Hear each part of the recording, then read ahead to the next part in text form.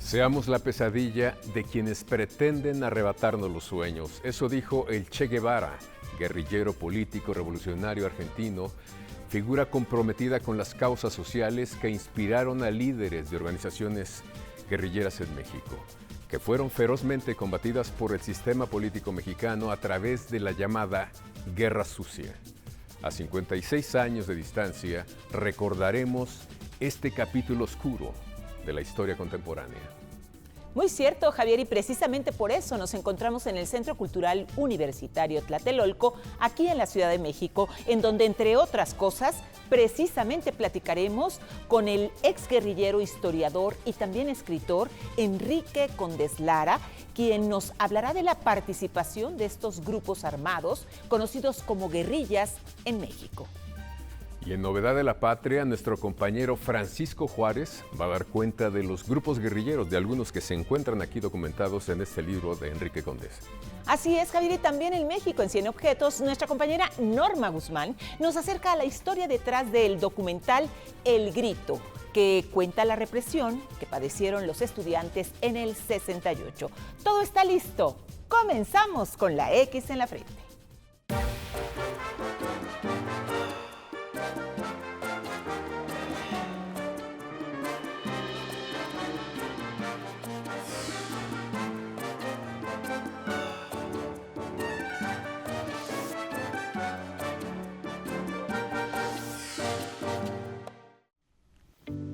La imaginación al poder. Sean realistas, pidan lo imposible. Prohibido prohibir. No me liberen, yo me encargo de eso. Dios, sospecho que eres un intelectual de izquierda. Esos son algunos de los lemas de los jóvenes del 68 en todo el mundo. Después de la represión, se sumaron 3 que se quedaron tatuados de manera indeleble en la memoria. Presos políticos libertad, ni perdón ni olvido, y 2 de octubre, no se olvida. Ha pasado más de medio siglo de ese parteaguas para la democracia en el mundo y notoriamente para México. Los jóvenes de Praga, París, México compartían una política pública de regímenes autoritarios que para muchos no lo parecían: la imposición del silencio.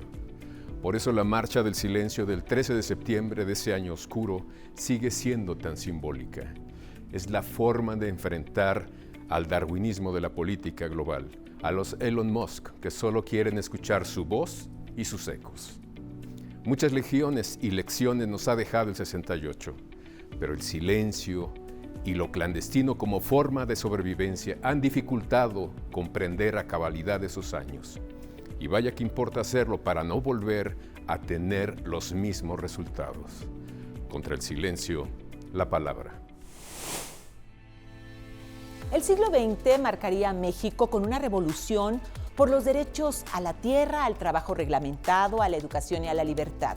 De Europa vendrían las ideas marxistas, leninistas, que darían en Rusia el triunfo a un gobierno comunista. Y en 1959 la Revolución Cubana serían las simientes para ver el surgimiento de grupos guerrilleros en México, en sus selvas y montañas durante los años 60 y 70.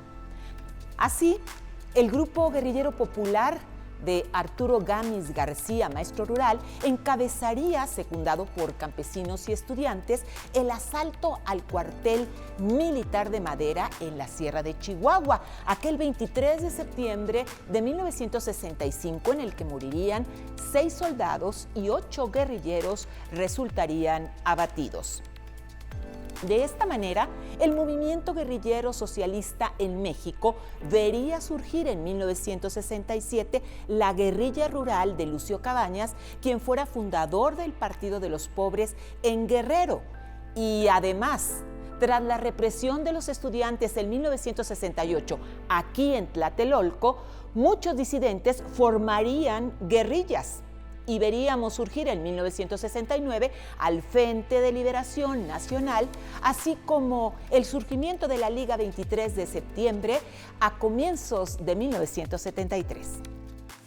Enrique Condés, tú viviste el 68, reflexionaste sobre él, en la cárcel también, pero te pusiste a investigar. también nos has dado cuenta de las consecuencias de la cerrazón gubernamental a través de libros como este, La Fundación de la Liga 23 de septiembre. ¿Qué consecuencias en general tú ves desde ahora que produjo el 68? Pues la consecuencia principal de 68 fue un constante, lento, pero continuado cambio en estructuras culturales y en comportamientos políticos en el país. Es decir, después del 68 empezó a dibujarse una nueva relación entre las autoridades en general y la ciudadanía. Fue un proceso lento, contradictorio, inacabado aún, que permitió a la larga consolidar espacios de libertad política, de consagrar o consolidar la libertad de expresión, de manifestación, de asociación, de organización, y en un momento dado colocar en su lugar el derecho de los ciudadanos a elegir libremente a sus gobernantes. En ese entonces había un control de los procesos electorales. Desde la Secretaría de Gobernación estaba la Comisión Electoral presidida por el secretario de Gobernación, y esta comisión era la que organizaba, preparaba, calificaba las elecciones. Esto no existe ahora. Y hay un juego de partidos con problemas que deja en algunas ocasiones, por el manejo de recursos, un mal sabor, pero no es la situación que había antes. La relación entre los padres y los hijos cambió. Entonces, el Estado era, digamos, la metáfora también de lo que ocurría en la casa. El padre de familia era la autoridad, Así digamos, es, que decidía cosas. Era una relación estricta, autoritaria, vertical, donde el padre de familia era el rey en su casa. Sus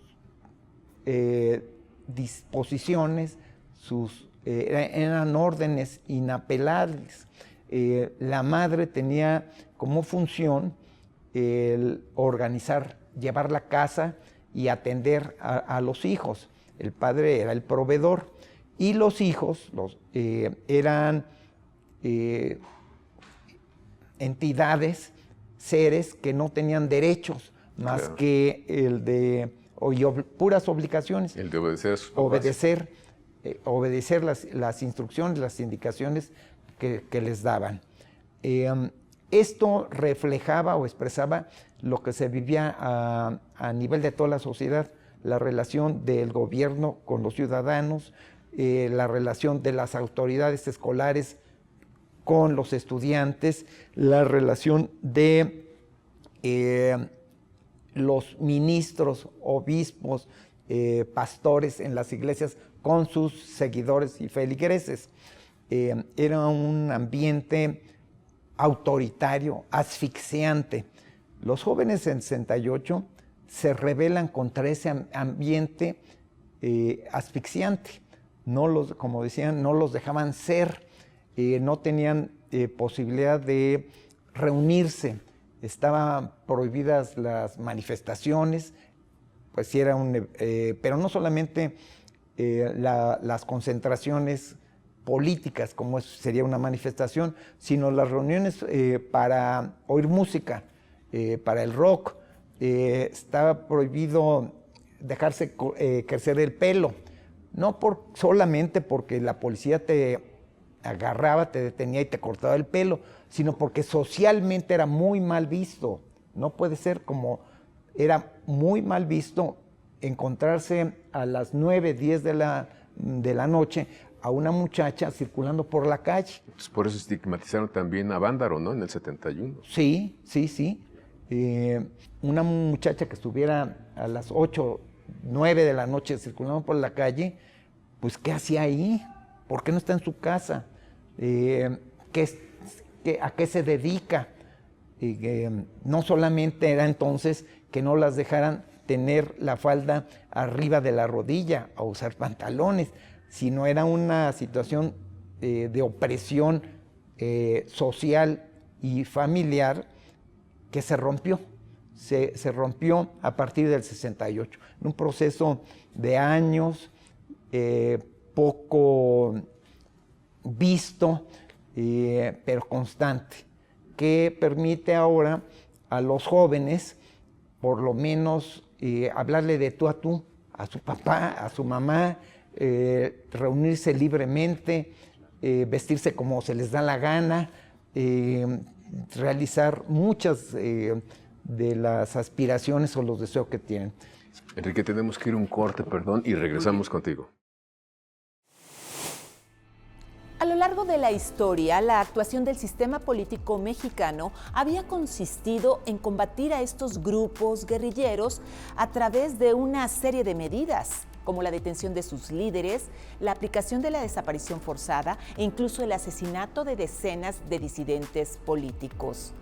Además de aplicar una narrativa para desacreditar a los opositores mediante el uso de recursos institucionales que disfrazaban en realidad la tortura física, la psicológica y de todo tipo. De ahí que a este episodio funesto de la historia de México se le conozca como Guerra Sucia. Y precisamente continuamos abordando este tema en Novedad de la Patria, en donde nuestro compañero Francisco Juárez nos va a acercar al contexto del libro La fundación de la Liga Comunista 23 de septiembre de Enrique Condés Lara. Hablando de movimientos clandestinos en México, ¿cómo fue que surgió la Liga Comunista 23 de septiembre? Veamos. Este 2024, el historiador Enrique Condés presentó su libro La fundación de la Liga Comunista 23 de septiembre, donde detalló en Canal 22 que un factor fundamental fue la represión del movimiento estudiantil el 2 de octubre. Después del 68, con ese estado de ánimo, se presenta una recuperación del movimiento estudiantil que tiene su manifestación el 10 de junio de 1971 y se da el halconazo. Los jóvenes de entonces dicen, no hay salida por los caminos legales, no hay opción. A todo lo que hacemos, todo lo que buscamos, planteamos, la respuesta es la represión. Aseguró que aunque muchos jóvenes optaron por organizar cambios al interior de las escuelas, en los planes de estudios y buscaron abrir mayores espacios de participación, para muchos no es suficiente y algunos se van al campo, otros se van con los trabajadores, con los obreros, pero otra parte se lanza a la lucha armada. Una parte de ellos se reúnen en Guadalajara, se reúnen un grupo que viene de una división de la Juventud Comunista, que se une con los Cristianos por el Socialismo, que son básicamente del Tecnológico de Monterrey. Hay otros que son los descendientes de aquellos que intentaron tomar el cuartel militar en Ciudad Madero en el 23 de septiembre de 1965, por eso toman ese nombre. Otros más son de Chihuahua, que se llamaban guajiros. Había otros que eran los enfermos de Sinaloa y otros más son de lo que se llamó FER, Federación de Estudiantes Revolucionarios de Guadalajara. Son los grupos que se reúnen en Guadalajara para crear la Liga Comunista 23 de septiembre. Estos jóvenes radicalizados que están pensando y levantarse en armas, se levantan en armas, no tienen apoyo exterior, no tienen una retaguardia donde guarecerse, donde curar a sus heridos, no tenían asesoría, no tenían apoyos económicos ni militares. En estas condiciones fue una masacre, fue una tragedia, no tenían posibilidad de triunfar.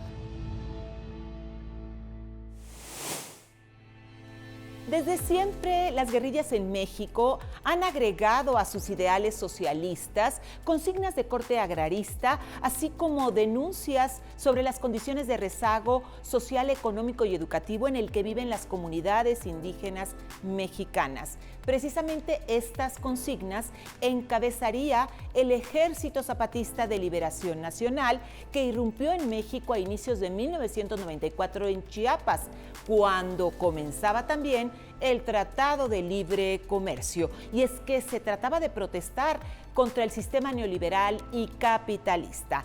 Y bueno, continuamos conversando con el académico, historiador y escritor Enrico Condés de Lara.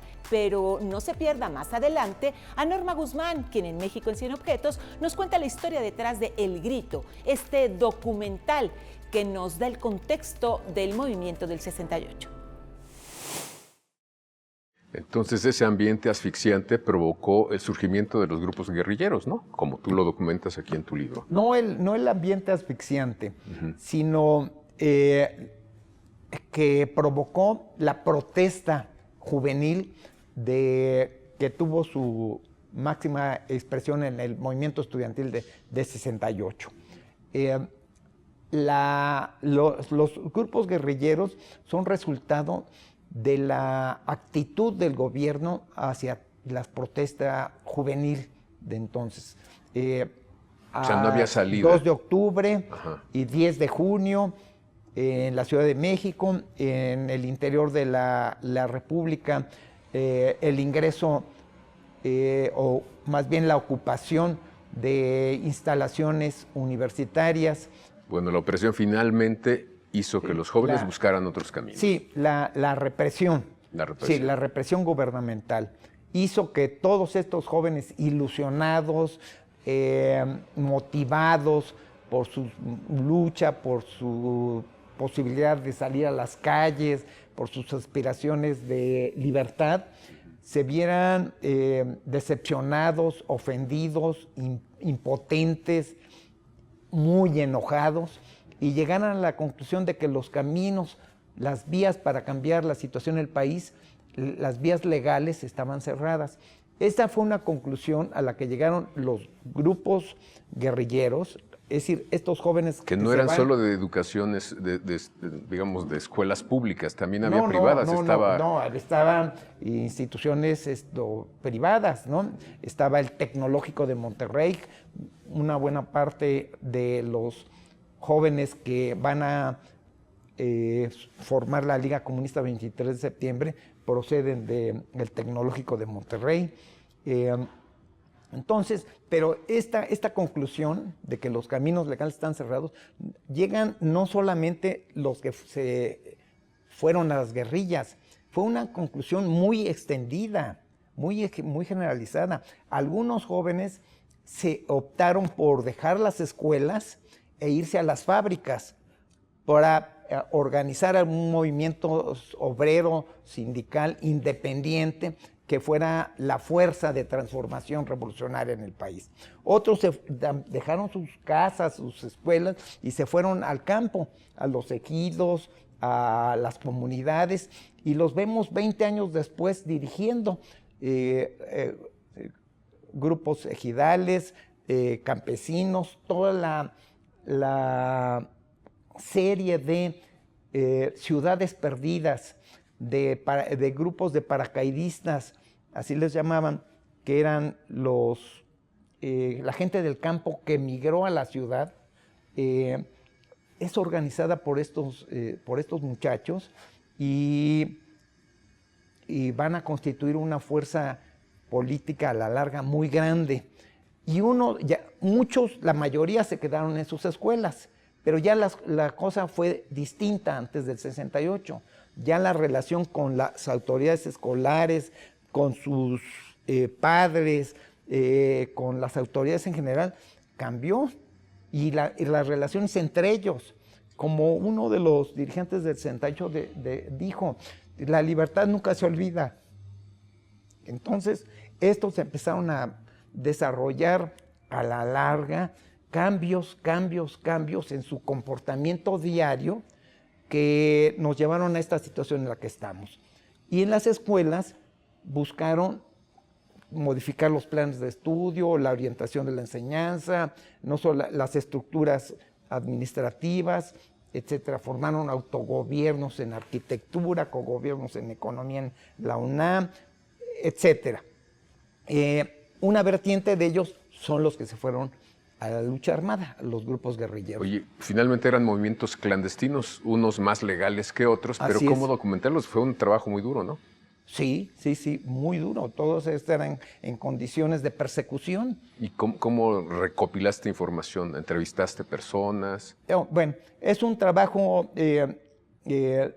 complicado. O sea, el libro, la fundación de la Liga Comunista 23 de septiembre, trata de ser una reivindicación de la historia como una disciplina muy estricta, muy seria, una reivindicación de la sociología como una disciplina que tiene sus reglas, necesita formación, preparación, en fin, una reivindicación de la ciencia política, que también no es de lejos una improvisación, necesita estudios, necesita conocimientos, dedicación, constancia, y sobre todo una capacidad en todas ellas de pensar. Es decir, tienes, buscas documentos, es un trabajo duro de encontrar documentos ocultos. Los grupos guerrilleros tenían también, publicaciones, pero eran prohibidas. Claro. Muchos de ellos, o todos ellos no quieren hablar o no querían hablar de esto, porque es finalmente una derrota, son cárceles, torturas, desapariciones, ruptura de familias, vidas perdidas. ¿Qué nos falta Y entonces para seguir conociendo esa parte tienes desconocida? todo ese material, preguntarle a los documentos, preguntarles. Y Necesitamos para seguir saber, investigando esa zona oscura del México. para saber esta zona oscura. Y entonces poder hacer una explicación, construir una explicación que aborde el contexto en el que se dan los hechos, en el cual actúan los protagonistas, entender a los protagonistas, por qué actúan de una manera y no de otra, las fuerzas que se mueven a su alrededor y los resultados que tiene todo esto. Las guerrillas no son la explicación única a la situación de cambios que hubo en el país, pero las guerrillas inscritas en el cuadro que vivía el país en ese entonces, donde hay una insurgencia sindical en telefonistas importante, en los electricistas, era la tendencia democrática del SUTER, que encabezaba Rafael Galván, donde había múltiples ocupaciones de tierra, enfrentamientos con guardias blancas, con caciques, un sindicalismo universitario emergente. ¿Para qué vamos a la historia? Para poder comprender el terreno en que estamos pisando actualmente. Muy claro. Muchísimas gracias, Enrique Conde. Seguimos aquí con la X en la frente. Se cumplen 56 años de aquel 2 de octubre que mancharía de rojo la historia estudiantil de México, y aquellos hechos fueron y quedaron grabados en el documental que mostraría parte de la realidad. ¿Usted sabe de cuál se trata? Hoy aquí se lo cuento. El 2 de octubre no se olvida. Esta es la frase que ha acompañado la lucha estudiantil desde 1968, donde en la Plaza de las Tres Culturas fueron reprimidos los gritos estudiantiles. Sin embargo, desde que inició aquella lucha, los estudiantes del Centro Universitario de Estudios Cinematográficos de la Universidad Nacional Autónoma de México decidieron tomar la escuela, el equipo de grabación y lograron tener 8 horas de imágenes, logrando crear las únicas imágenes detalladas de aquella masacre. Como resultado, fue el documental El Grito, y Leobardo López Arreche fue el encargado de dirigir la edición de dichas imágenes testimoniales. Y a pesar de la censura a la que se ha enfrentado, más de medio siglo después, sigue sobreviviendo y estremeciendo a quienes al ver el documental reviven aquellos momentos de la masacre. El Grito se comenzó a exhibir en julio de 1971. Sin embargo, fue hasta el 23 de junio de 1973 cuando se presentó de forma oficial en el ciclo Cine Mexicano No Industrial en el Salón Rojo de la Cineteca Nacional. Llegamos al final de este repaso siempre importante sobre el 68 y aquellos grupos armados que surgirían tras la represión, la cerrazón, la negación del gobierno mexicano. Un suceso que requiere toda la luz, la justicia y la verdad para avanzar y construir una historia diferente para las nuevas generaciones. Porque no hay futuro posible sin asumir el pasado y sobre todo corregir. Sin duda, Javier, porque siempre es importante y oportuno revisar capítulos y episodios de la historia de nuestro país con el fin de ofrecer cierta claridad y sobre todo aprender y crecer como sociedad. Por ello queremos agradecer a directivos y a personal de este Centro Cultural Universitario de Tlatelolco, a nuestro equipo técnico de producción y a ustedes, que siempre son nuestros invitados especiales. Usted lo sabe, aquí, con la X en la frente.